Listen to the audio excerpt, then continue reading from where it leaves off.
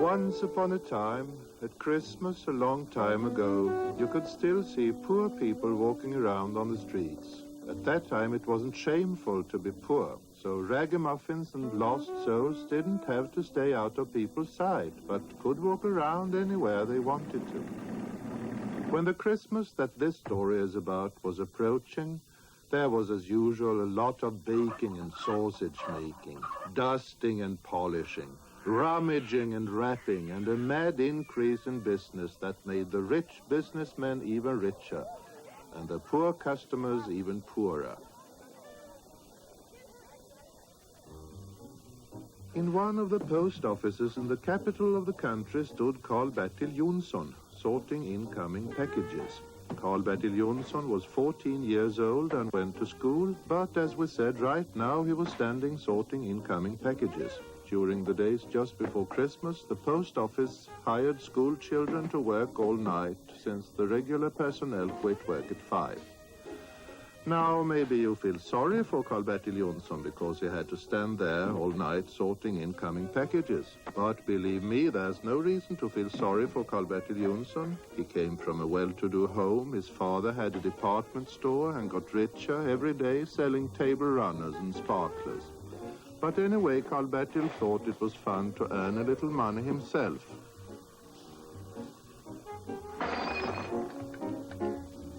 While Karl Bertil Jonsson stood throwing packages labeled glass, handled with care, on the stone floor of the fragile room, he thought of Robin Hood. Robin Hood was Karl Bertil Jonsson's idol, for this was the time when a 14-year-old's idolatry didn't necessarily have to be of a sexual nature. Heroism, comradeship, fat monks who fought in the fear of God with staffs for a just cause, healthy outdoor life, virtuous virgins to help across streams and rivers, reverence for the legal king. Those were some of the things which seemed to Karl Bertil Jonsson to be the best life had to offer.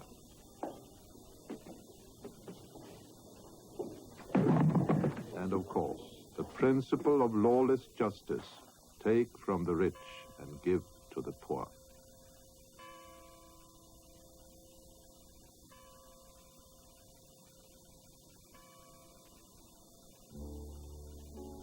At 4 o'clock in the morning, Karl Bertil Jonsson, with a sigh of relief, broke the last crystal vase wrapped up in cardboard against the concrete wall of the Royal Post Office and went home through the empty streets. His steps echoed against the walls of the houses, to take from the rich and give to the poor.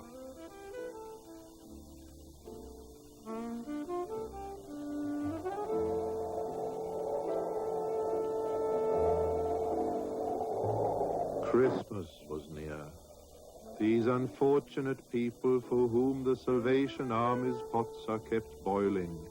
Goodwill to men. The Christmas candles are lit again. Who lights a candle for those who wander in the dark, dancing around the Christmas tree? Sha-la-la, a time of joy.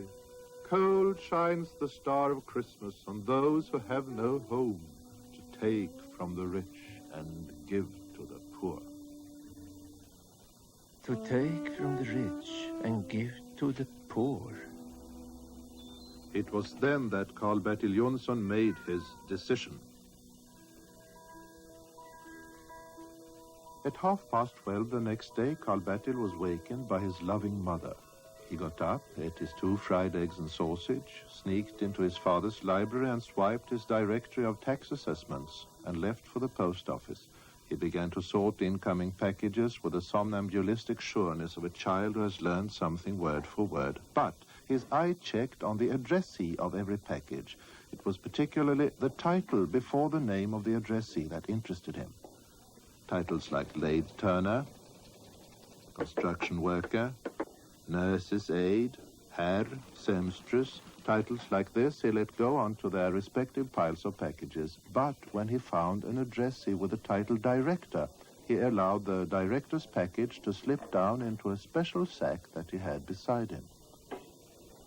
That was also the place where packages ended up that were addressed to, for example, civil engineers, colonels' wives, bankers, mine owners, and real estate brokers. To take from the rich and give to the poor.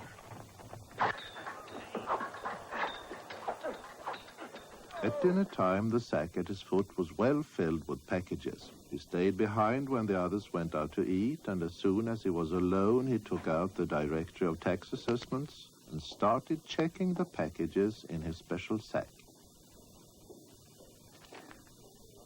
Bureau Director H.K. Bertil, assessed for 67,500 kronor. Bertil went back into the special sack. So did all the other packages whose addressees earned more than 50,000 kronor a year. Even a package to his own father from Aunt Märta ended up in this quite special sack. No favoritism, equality for everyone. Now the sack was full to the top. Karl Bertil tied up the sack, fastened one of the post office address cards to the string, wrote his own name and address on the card, and pulled the sack out to the big pile of sacks which were to be taken out into the town the next day. The next day was Christmas Eve. Karl Bertil Jonsson was wakened at 12 o'clock by his loving mother, who stood beside the bed with sparklers in her hair and a tray with coffee and ginger piggies in her hands, and said, Karl Bertil, there's a whole bag full of parcels for you. They're the ones I've got to get sorted. Homework, you know. Oh, my poor boy. Do you have to work and slave on Christmas Eve, too? One has to do one's duty in life, you see, Mother. said Karl Bertil. A job well done gives inner satisfaction and is the foundation on which society is built. Karl Bertil's loving mother looked at her boy, moved and proud. My dear little boy. Karl Bertil went down to the hall where the sack stood, dragged it into his father's library and emptied it on the floor. He sat down at his father's desk and took a book of gummed labels of the type his mother used on her homemade jam jars. On each label he wrote in red ink, Merry Christmas from an unknown benefactor. He stuck the labels on top of the addressees' names on all the packages. He covered the sender's name and address with a Christmas star of gilt paper. The living room was already filled with the Christmas spirit. Christmas songs came from the radio. Other Christmas songs came from the television set. Everyone was good and kind to the depths of their being. In short, Christmas had come. The merriest of Christmases to you, my good boy. Would you like to sniff the spiced wine, son? The tree is dressed now. Come here, Tico, and put the star on top. Look, isn't it beautiful? This was Father's big job at Christmas, fastening at the top of the tree the big glittering star, which cost 14 kronor and 50 öre, which he had taken home free from his department store. With sounds of celebration, the family ate its Christmas Eve dinner. After dinner, Karl Bertil said, Excuse me, I must get started on my mailbag. But poor boy, I can take the car and drive you said around. Father. Absolutely out of the question, Tico. You've had spiced wine. Karl Bertil drew a sigh of relief. Well, take this for a taxi then. Said Father, who had softened up with a drink. Thank you, dear father. Said Karl Bertil. He ordered a taxi, went down in the cellar where his father kept his Santa Claus suit, took it with him, dragged the sack out to the taxi and said to the driver, Take me to the slum quarters. The driver looked suspiciously in the mirror as if he were driving a thief. But Karl Bertil's proper exterior and honest face reassured him, and he drove him to the dirty slum district that existed in the capital at the time this story took place.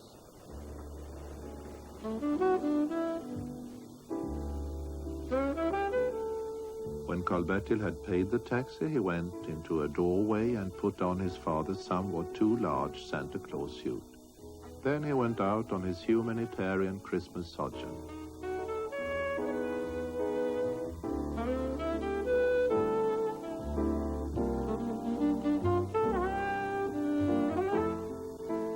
Have you got any good children at home? Huh?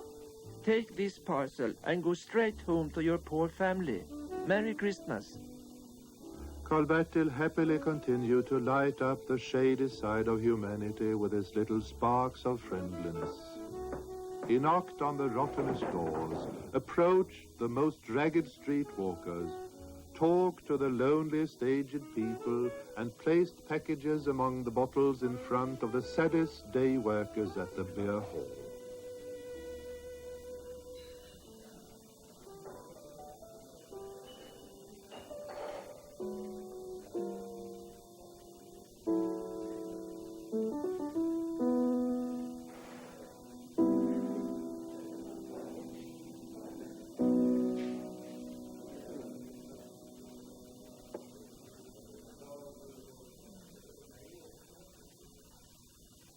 Soon it will be Christmas, Christmas is soon here. Roll the welcome blast back to us so dear. Slowly and roll those families with their kin, and it's on the best clothes all the kids come in.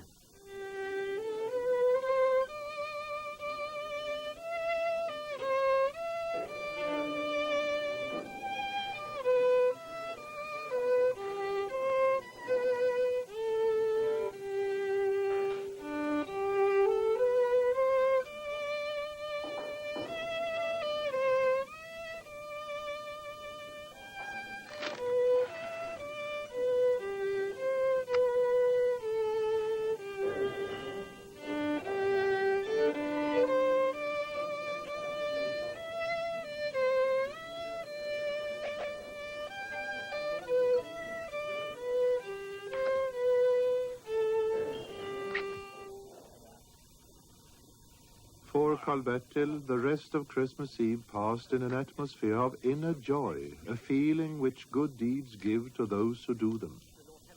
And when everyone had got his presents, Christmas Eve ebbed away in that mutual feeling of devoutness which only an old movie on television can give people. Jo, det skulle alls smaka det i ett nunnekloster. Se inte så rädd ut, jag ska inte äta upp. In the midst of the movie, the telephone... Oh, hello, Auntie Matta. Merry Christmas. What? A hand-painted china plate? No, we haven't received a hand-painted china plate. What's that? With a flower motif? Carnations in a pot? No, I'm sorry, Auntie Matta, but we didn't... Yes? Yes, do that, Auntie Matta. Goodbye. Take care of yourself. Tico, can you hear me? Auntie Matta sent us a lovely hand-painted china Oh, plate. thank heavens that it didn't get here. Quiet! I'm watching television.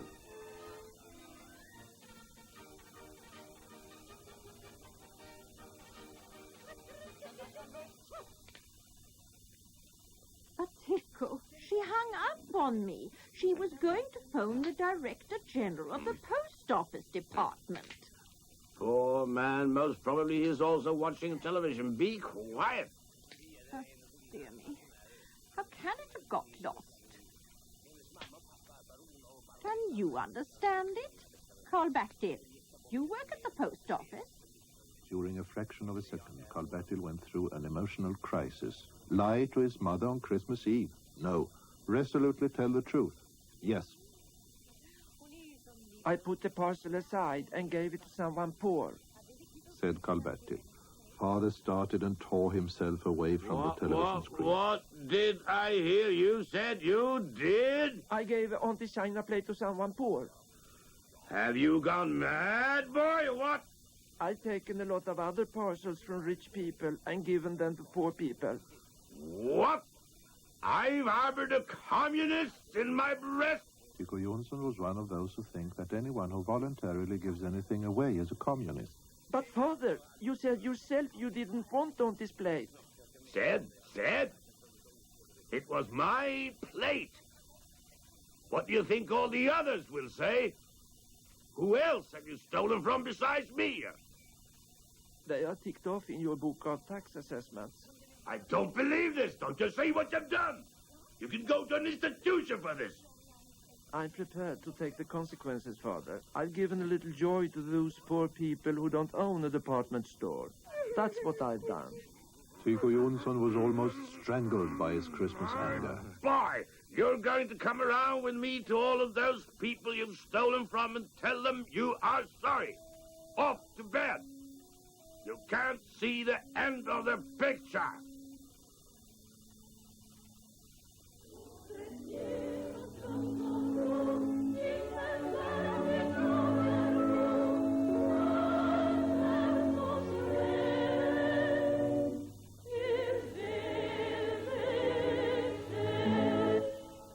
Karl Bertil went to bed. He had already read in the papers how the movie ended. He went to sleep and dreamed that he was sleeping under the open sky in Sherwood Forest.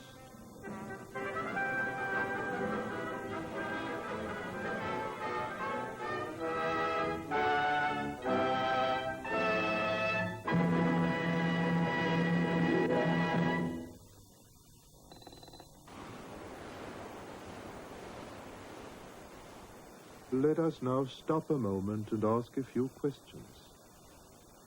Wouldn't Karl Bertil's cruel father's heart have softened if he had seen with his own eyes the joy that his son spread at the bottom rungs of society's ladder? If he had seen the streetwalker Beda Larsson press her striped silk tie to her breast this Christmas night, wouldn't his eyes have softened?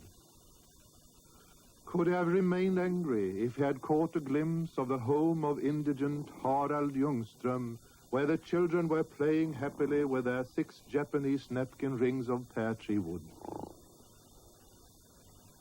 And how could he have remained indignant if he had been present when the lonely widow Lisbeth Blomqvist opened her package and with tears in her eyes found a bottle of aftershave lotion? Such questions we'll never know the answer to. Tycho Jonsson fell asleep this Christmas night in anger.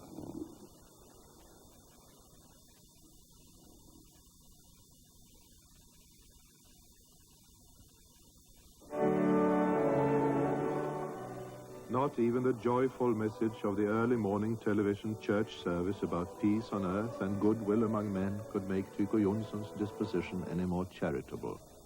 He was a man of justice who didn't want to be mixed up with any thievery. Later that day, he took his directory of tax assessments and his son and went on a pilgrimage to a number of people with incomes of more than 50,000 kronor a year.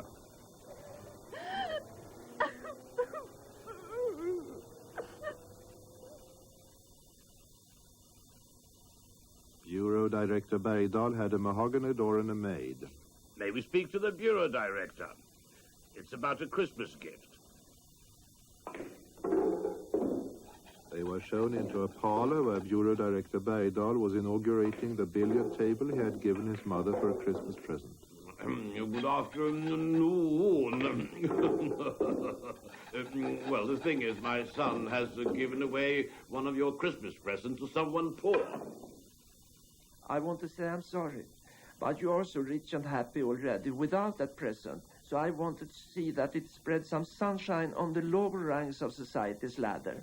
Bureau Director Bergdahl stood with his mouth agape. Well, damn it, if that isn't the nicest thing I've heard of since my confirmation. Would you like a fig? Oh, it must be Uncle Arthur's matchstick picture of Bowden's fortress. He called yesterday to ask about it. I do so hope it was beautiful, because I told him it was. Yes, we usually say that when they ring. Well, by Jove, one can't keep track of all the rubbish that a lot of loonies in the family send us. Thank you, my boy, for relieving us from Bowden's fortress.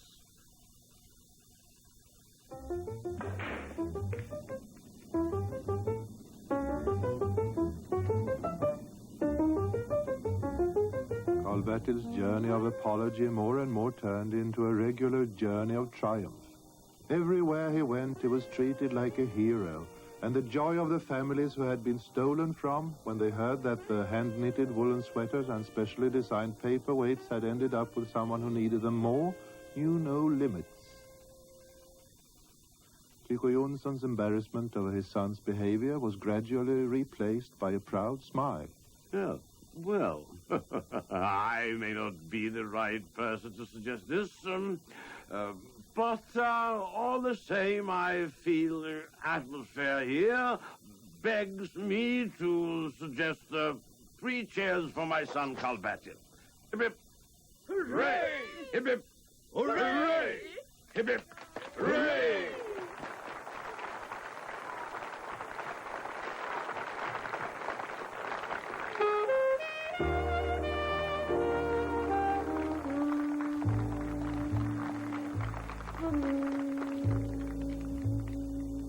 When they got home, dusk had already come, and the Christmas star lighted their way.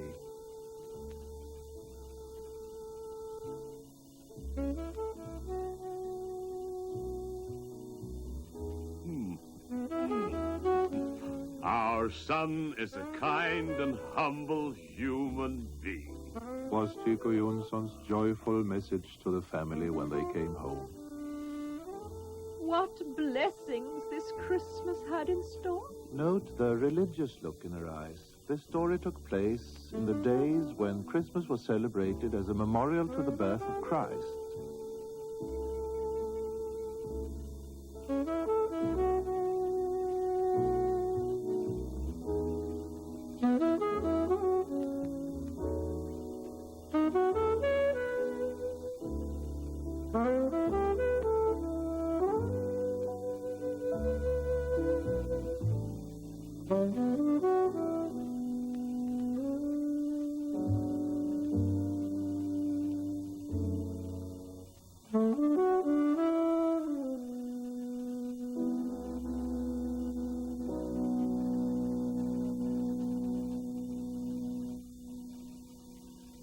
Merry Christmas.